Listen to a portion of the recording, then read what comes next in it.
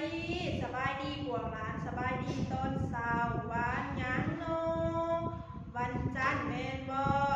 วันจันทร์เนาะวันเสาร์กับวันอาทิตย์หลานเฮ็ดหยังเนาะอยู่เพื่อนเนาะ2 วันเฮาบ่ได้เรียนแม่นบ่เฮาเรียนแต่5 วันเนาะอาทิตย์นึงมันจะมีอยู่7 วันแม่นบ่พวกหลานมี7 วันแต่ว่าเฮาเรียน5 วันเนาะคือวันจันทร์วันอังคารวันพุธวันพฤหัสวันศุกร์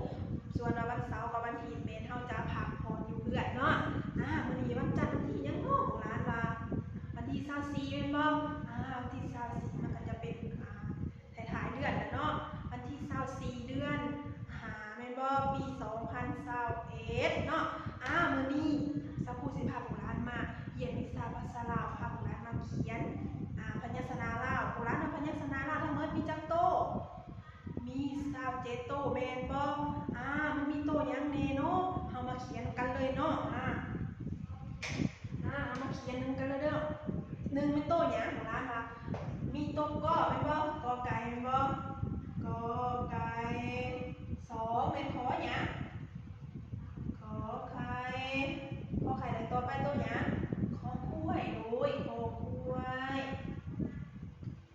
งอหยังงองัวจอจอจอแล้วเป็นหยังเนาะต่อไปเนาะสอเสือเนาะแม่นบ่โดยสอเสือแต่ต้นยังอีกสอสางโดยสอสางเป็นหยังเนาะยอยูเห็นบ่ยอยูดอหยังดอเด็กตอหยังตอตาแล้วเป็นหยังเนาะตอตาแล้วเป็นหยังถอถุงเนาะถอถุง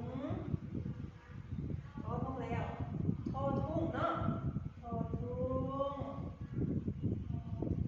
นอนอนเป็นหยังเนาะบ่หยังบ่แบะบ่แบะเป็นหยังอีกบ่ป้าแม่นบ่ป้าแล้วเป็นหยังขอเพิ่มเนาะขอเพิ่มขอขนพอคู่เนาะพอคู่แล้วต่อไปเป็นหยังพอไปแล้วยังอีกมอหยังมอแมวมอแมวแล้วเป็นยอยาเนาะยอยาแล้วเป็นโลละครั้งเนาะเนาะโลละครั้งเด้อเป็นโมเหือดเด้อโลละครั้งโลละครั้งได้มีเด้อโลละครั้งแล้วหยังโลลีเป็นบ่โลลี